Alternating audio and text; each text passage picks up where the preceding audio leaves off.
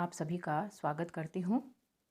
पिछली क्लास में हमने स्पेसिफिक केसेस ऑफ बेलमेंट के बारे में बात की थी कि बेलमेंट के विशिष्ट मामले कौन कौन से हो सकते हैं। आज हम इस क्लास में bailment does not take place in the following situations के बारे में बात करेंगे कि ऐसी कौन सी सिचुएशंस हैं जिसमें निक्षेप नहीं होता है, या वे ऐसी कौन सी परिस्थितियाँ बनती हैं जिसको हम निक्षेप की तरह नहीं मानते हैं, जिसमें जमा धन निक्षेप की तरह ट्रीट नहीं किया जाता है।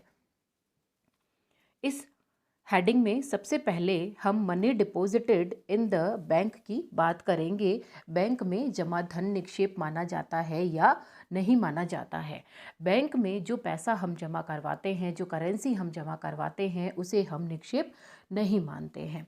उसके कुछ एक कारण हैं जिसकी वजह से हम बैंक में जमा धन को निक्षेप में नहीं मानते हैं। ये क्वेश्चन आपको एग्जाम में पूछा जा सकता है कि बैंक में जमा धन को निक्षेप माना जाता है या नहीं माना जाता है, तो आपको इसके कारण बताने होंगे कि बैंक में जमा धन को या बैंक में जो पैसा हमारा जमा रहता है उसको हम बेलमेंट या निक्षेप में क्यों नहीं मानते हैं। तो इसमें सबसे पहला जो रीज़न बनता है या सबसे पहला जो कारण हम दे सकते हैं वो ये होता है कि मनी को माल नहीं माना जाता है। The sale of goods act 1930 यानी वस्तु विक्रय अधिनियम 1930 में माल की जो परिभाषा दी गई है, उस परिभाषा में मनी को माल नहीं माना जाता है। और हमारे बेलमेंट के अनुबंध में या बेलमेंट के कॉन्ट्रैक्ट में हम जिस वस्तु को डिलीवर करते हैं किसी पार्टी को, तो उसका माल होना ज़रूरी होता है। तो मनी को माल नहीं माना जाता है, इसलिए हम बैंक में जमा धन को निक्षेप नहीं मान सकते हैं। दूसरी बात ये भी है कि इस तरह अकाउंट में जो पैसा हमने जमा करवाया है वही पैसा हमें वापस नहीं मिलता है, क्योंकि जैसे ही हम बैंक में पैसा जमा करवाते हैं, बैंक किसी दूसरी पार्टी को वह पैसा दे सकती है और दे भी दिया जाता है। मतलब जो पैसा हमने जमा करवाया है वह वापस हमें उन्हीं नोट्स और सिक्कों के रूप में नहीं मिलता है। जबकि बेलमेंट के कॉन्ट्रैक्ट में या निक्षेप के अनुबंध में ये होता है कि जो माल हमने पार्टी को डिलीवर किया है हमें वापस वही माल मिलता है। इसके अलावा बैंक स्थायी जमा खातों में जमा धन पर निक्षेप ग्रहीता के ग्रहण अधिकार का उपयोग नहीं कर सकता है, जबकि बेलमेंट के जो कॉन्ट्रैक्ट होते हैं उसमें ऐसा किया जा सकता है। नेक्स्ट पॉइंट है collection of money by the agent. Agent द्वारा धन का संग्रह करना। हम जानते हैं एजेंट कौन होता है। एजेंट वो पर्सन होता है, वो पार्टी होता है जो अपने प्रिंसिपल या प्रधान की तरफ से काम करता है। वह उसने जो राइट्स उसको दिए हैं उन राइट्स को यूज़ करते हुए अपने प्रिंसिपल की तरफ से काम करता है। तो उसका एक काम ये भी हो सकता है कि वह अपने मालिक की तरफ से या अपने प्रधान की तरफ से पैसा कलेक्ट करे। तो कोई भी एजेंट अपने प्रधान की ओर से जो पैसा कलेक्ट करता है या इस तरह का काम करता है तो वह बेली नहीं माना जाता है। इसका कारण ये है कि प्राप्त जो पैसा है या जो रुपए हैं, एजेंट को निक्षेप ग्रहीता का ग्रहणाधिकार नहीं मिलता है। इसके अलावा वह प्रिंसिपल को जो नोट या सिक्के जमा किए थे वे ही नोट या सिक्के देने के लिए बाध्य नहीं है। कहने का मतलब ये कि जो बैंक में नियम लागू होता है वही नियम यहाँ पर लागू होता है। मान लीजिए किसी एक्स एक एजेंट है वाई का और उसने वाई की तरफ से 5 लाख रुपए इकट्ठे किए हैं कुछ पार्टी से, तो वो 5 लाख रुपए जो उसने पार्टी से इकट्ठे किए हैं वही नोट और वही सिक्के वह अपने प्रिंसिपल को देने के लिए बाध्य नहीं है। उसकी ड्यूटी सिर्फ इतनी बनती है कि वह 5 लाख रुपए अपने प्रिंसिपल को पे कर दे। इसलिए यदि एजेंट किसी तरह की मनी कलेक्ट करता है अपने प्रिंसिपल की तरफ से तो उसे हम बेलमेंट नहीं मान सकते हैं। Next point and last point है बैंक लॉकर। बैंक लॉकर जिसे हम सेफ्टी वॉल्ट भी कहते हैं, और इस तरह के सेफ्टी वॉल्ट में हम अपने ज्वेलरी है, कुछ डॉक्यूमेंट्स है या कुछ ऐसे वैल्यूएबल आइटम्स होते हैं जो वहाँ पर हम सेफ्टी पर्पस से रखते हैं। तो इस तरह सेफ्टी पर्पस से बैंक लॉकर में उन चीज़ों का रखना, उन आइटम्स का रखना भी निक्षेप नहीं है। कारण ये है कि इस प्रोसेस में गहने या वस्तुओं का जो अधिकार होता है, जो पोजीशन होता है, वो बैंक को ट्रांसफ़र नहीं किया जाता है। यह एक रेंट का कॉन्ट्रैक्ट माना जाता है। लेकिन पोलक एवं मुल्ला की पुस्तक Indian contract and specific relief act के 13वें संस्करण में ये भी लिखा है कि बैंक लॉकर किराए पर लेने वाले व्यक्ति के प्रति बैंक निक्षेप ग्रहीता के समान ही उत्तरदायी होता है। कहने का मतलब ये है कि यहाँ पर आपसी मतभेद है। कुछ लोग इसे बैंक के लॉकर में जो चीज़ें हम रखते हैं, जो ज्वेलरी और डॉक्यूमेंट्स हम रखते हैं, चूँकि हम वो बैंक को नहीं देते हैं, उस लॉकर की चाबी हमारे पास होती है, ऐसी सिचुएशन में उसे बेलमेंट नहीं माना जा सकता है। लेकिन इसे बेलमेंट इस तरह से माना जा सकता है कि लॉकर बैंक में है, बैंक की चार दीवारी में रहता है, इसलिए बैंक को निक्षेप ग्रहीता की स्थिति में उत्तरदायी ठहराया जा सकता है। तो bailment does not take place in the following situation में हम 3 कंडीशन को शामिल कर सकते हैं। Money deposited in the bank, collection of money by the agent and last one is bank locker. हम जानते हैं कि बेलमेंट के कॉन्ट्रैक्ट में डिलीवरी, माल की जो सुपुर्दगी होती है, माल का जो हैंडओवर होता है या माल का जो सौंपना होता है या माल का जो ट्रांसफ़र होता है, वो एक बेसिक कंडीशन होता है।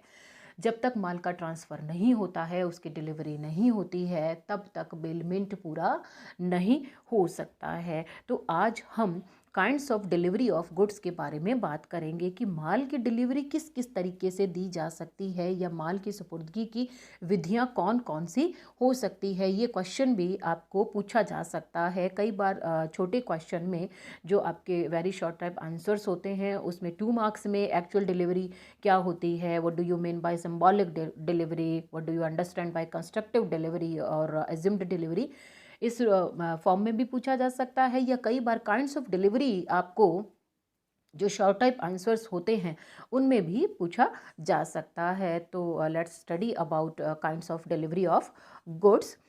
तो माल की जो डिलीवरी है, कोई भी ऐसा कार्य करके दी जा सकती है जिससे माल निक्षेप ग्रहीता यानी बेली या उसकी ओर से माल को होल्ड रखने वाली जो ऑथराइज्ड पार्टी है उसके अधिकार में आ जाती है। कहने का मतलब ये कि डिलीवरी हम उसे कहते हैं जब माल का पोजीशन हमारे हाथ से निकल जाता है और सामने वाली जो अपोजिट पार्टी है उस पार्टी के पोजीशन में आ जाता है और अब उस माल को देना उस पार्टी के अधिकार में हो जाता है।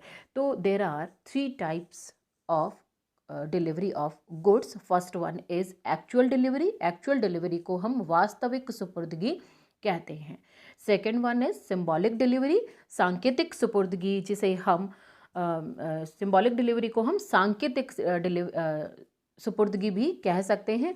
और थर्ड वन इज रचनात्मक सुपुर्दगी, जिसे हम कंस्ट्रक्टिव डिलीवरी या एज्यूम्ड डिलीवरी भी कह सकते हैं। तो सबसे पहले हम एक्चुअल डिलीवरी की बात करते हैं, वास्तविक सुपुर्दगी की बात करते हैं। वास्तविक का मतलब होता है एक्चुअल में किसी चीज़ का हो जाना। तो यहाँ पर जब बेलर यानी निक्षेप करने वाला निक्षेप ग्रहीता को अपने माल को वास्तव में हैंडओवर कर देता है, वह उसे दे देता है, तो उसे हम एक्चुअल डिलीवरी कहते हैं। In other words we can say जब माल भौतिक रूप से फिजिकली बेलर के हाथ से निकल करके बेली को चला जाता है या उसके एजेंट को दे दिया जाता है या उसने किसी पार्टी को यदि अपॉइंट किया है कि मेरी तरफ से माल इसको दे दिया जाए, तो जब वो माल उसे दे दिया जाता है तो ऐसी सिचुएशन में उसे हम एक्चुअल डिलीवरी कहते हैं। सेकंड पॉइंट है आपका सिंबॉलिक डिलीवरी का, सांकेतिक सुपुर्दगी का।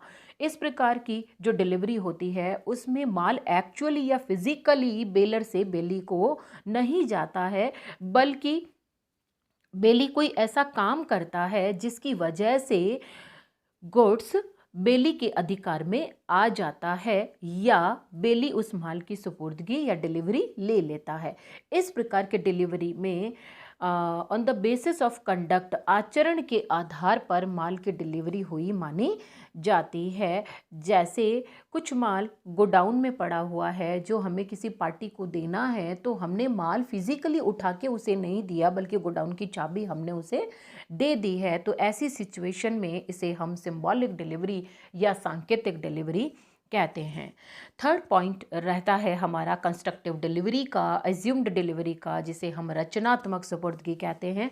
जब बेलर कोई ऐसा काम करे जिसकी वजह से माल की डिलीवरी बेली के एजेंट से बेलर के एजेंट को हुई मानी जाती है, तो उसे हम कंस्ट्रक्टिव डिलीवरी या रचनात्मक सुपुर्दगी कहते हैं। ऐसी सिचुएशन में भी माल फिजिकली हैंडओवर और टेक ओवर नहीं होता है, फिजिकली माल का एक्सचेंज नहीं होता है।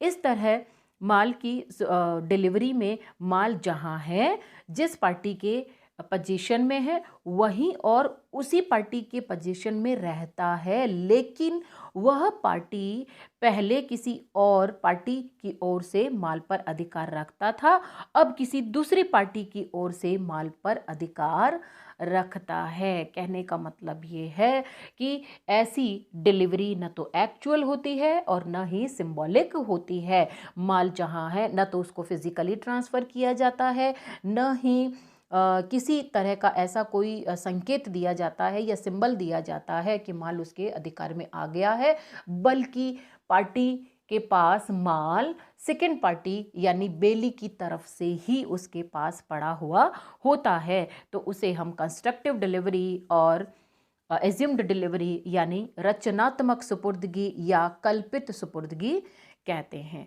जैसे हमारे पास कुछ माल हमारे गोडाउन में पड़ा हुआ है और उसका बेलमेंट हमें किसी को करना है, तो यहाँ पर जब गोडाउन का जो मालिक है यह रिटर्न राइट उस पार्टी को दे देता है कि ये माल आपका हो गया है, लेकिन माल अभी भी उसी पार्टी के पास पड़ा हुआ है, तो यहाँ राइट ट्रांसफ़र हो गया है, इसका मतलब पोजीशन ट्रांसफ़र हो गया है, माल की डिलीवरी हो गई है। इसे हम इस तरह से मान सकते हैं। इस तरह से इस प्रकार की जो डिलीवरी होती है उसे हम कंस्ट्रक्टिव डिलीवरी कहते हैं। तो आज की इस क्लास में मैंने आपको उन परिस्थितियों के बारे में, उन सिचुएशंस के बारे में बताया जहां पर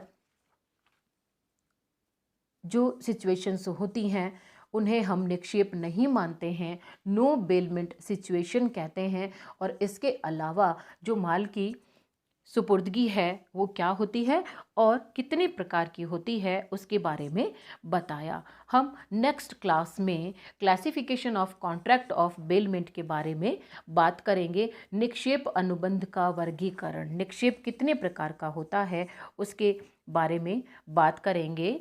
तब तक के लिए आप इस टॉपिक को जो मैंने आज आपको पढ़ाया है उसे अच्छे से समझने की कोशिश कीजिए, और यदि कोई पॉइंट आपको समझ में नहीं आता है, यदि आप मुझसे कुछ पूछना चाहते हैं तो कमेंट बॉक्स में जाके अपना कमेंट उसमें नोट कर सकते हैं। I will reply you. Thank you.